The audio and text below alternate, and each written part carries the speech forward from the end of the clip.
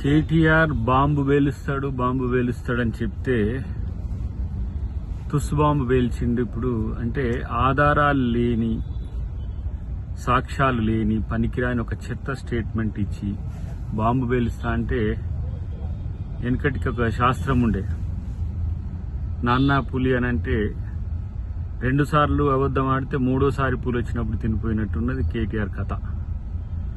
కాబట్టి ఈ ఎలిగేషన్స్ అన్ని ఫాల్స్ ఎలిగేషన్స్, ఫాల్స్ స్టేట్మెంట్స్.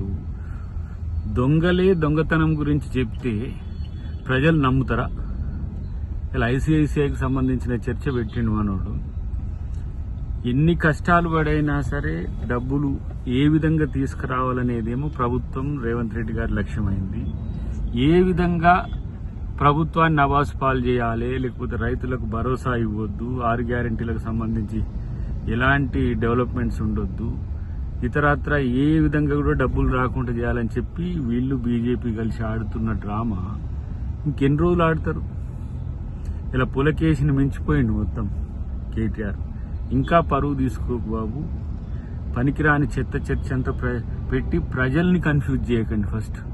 కాబట్టి బీజేపీ కాంగ్రెస్ లింక్ అంటాడు, లేకపోతే ఫ్రాడ్ అంటాడు, ఇది అంటాడు. మరి మీరు చేసినప్పుడు ఎడిపోయింది ఇదంతా కూడా?